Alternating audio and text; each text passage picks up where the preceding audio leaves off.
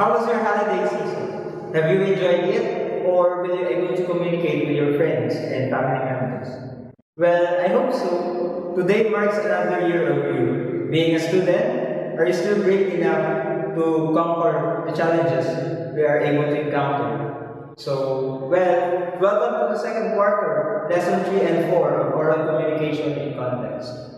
So our topic for today is all about basic types of speech. So under this, we are going to explore what are the basic types of speech.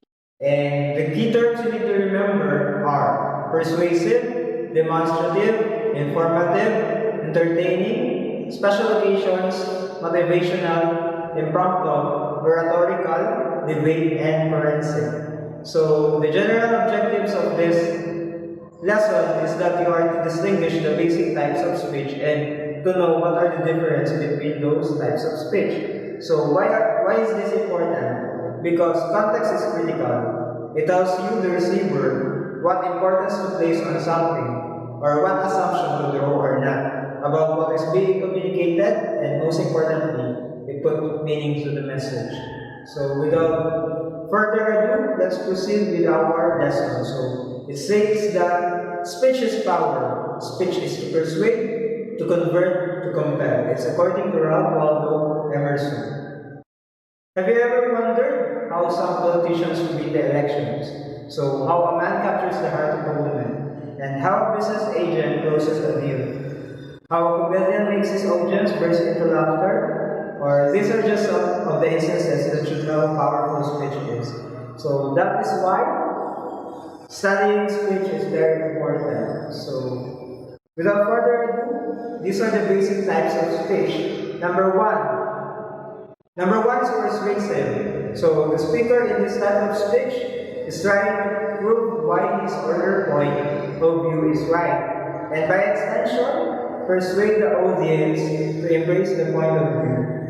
Next, it differs from other basic types of speech. Why? In the sense that they can either fail or succeed to achieve their purpose. So when you say persuasive speech, what you need to remember is that it persuades the audience, it persuades the listener. So you need to be better, or you need to either be logical by using the help of facts or evidences. So like a lawyer's argument in court. So you can make use of emotional triggers to spark specific feelings in the audience. So a great example of persuasive speech are those talks which deals with spreading awareness about various topics. So another good example is a business agent advertising his potential client on what or how it's good. The services are. So remember that in persuasive speech, the main goal is to what? It is to persuade the audience or the listener.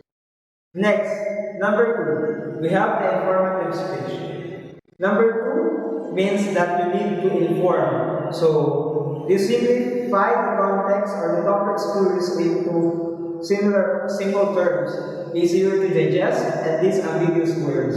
In other words, you convey information accurately. So informative, from the word itself, you need to inform or give precise and accurate information to your audience or listeners. So this, don't use the help of visual aids and demonstration. Unlike demonstrative speeches, so some example of these can be speeches given by the staff members in meetings. So a paleontology lecture, or justifying about anything from a teacher lecturing some certain topics. So say for example, what I'm doing right now is an example of informative speech. So I'm giving information about different types of speeches. So once again, what you need to remember in informative speech is that you are giving accurate, precise, and clear information to someone that is listening to you. Number 3, demonstrative. So when you say demonstrative, it's from the word itself,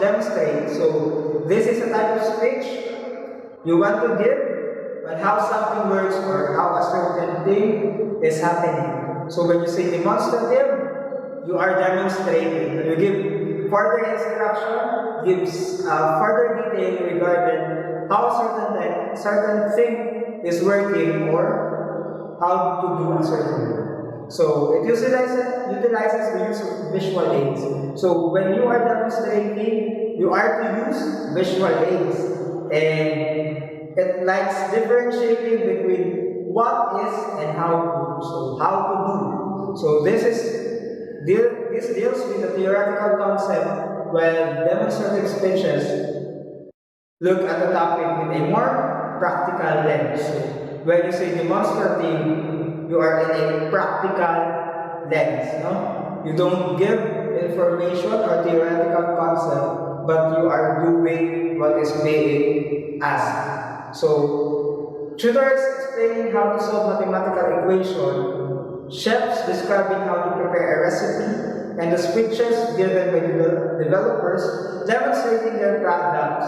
are all examples of demonstrative speech. Next, number 4, we have your entertaining speech. So from the word itself, entertain or entertainment, the core purpose of this speech is to amuse the audience. So meaning to say, emotions are involved, and obviously to entertain the people. They are usually less formal in nature. Take note of this, that entertaining speech is less formal. So you need to simply talk about a couple of facts. So that is an exemption. So if you've been to a birthday party before, that awkward toast given to friends or family of a happy birthday person is to consider under this type of speech. So that is an entertaining speech. So these are the most common types of speeches. So it includes given by maids of honors or best mans in wedding, or acceptance speeches of the Oscar award, or even the one who were given by your principals and before and after the talent show. So most likely entertainment speech are not a so formal speech. So this is a type of speech that includes your emotions. So you are being entertained by the speaker.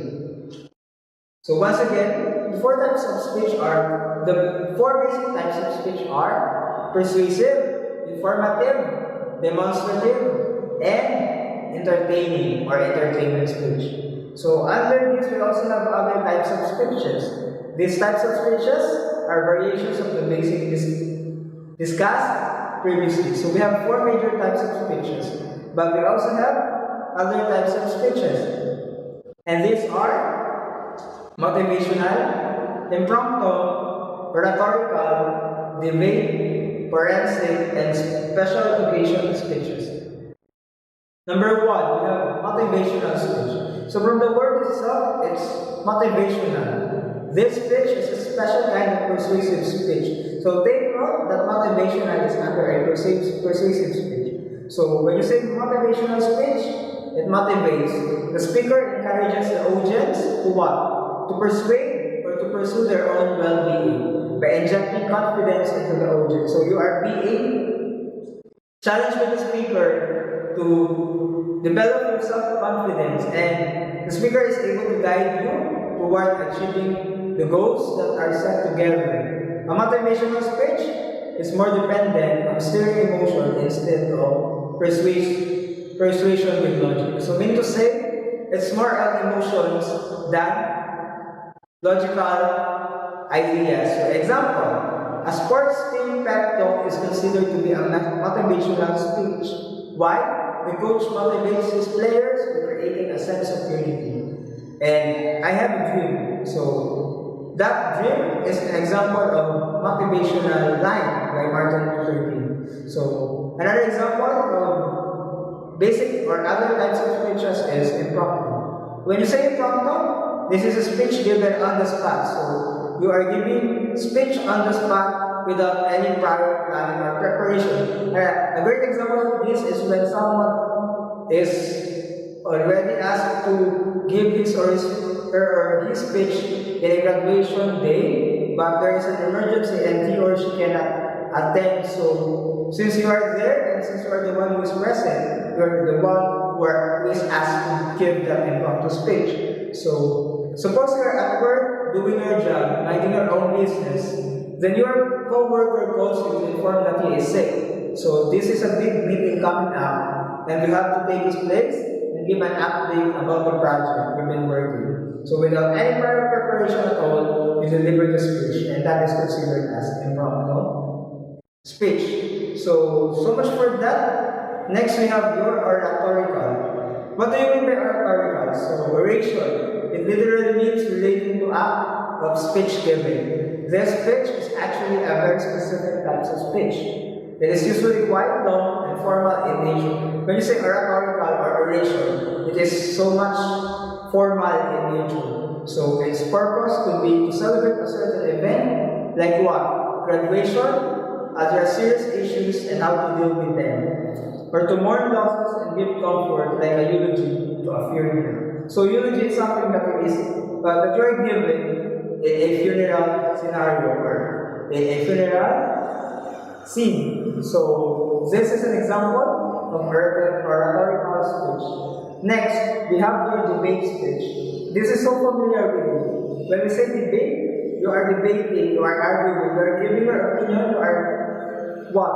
Generic structure of a persuasive speech in the sense that you are using the same mechanics and figure to support your claim. But this is distinct from the persuasive speech because the main purpose of this is to justify your stand towards something rather than convince the audience to share your views. When using debate, you are justifying your stand, your focus. So debate speeches are most commonly improvised since you can anticipate all the arguments that are being given or are the arguments of the debaters or also the audience could throw at you because it's unpredictable. So the benefit that the speaker since the benefits are given to the speaker since it develops their critical thinking, public speaking, and research among other people. So you'll find debate speeches to become in public forums.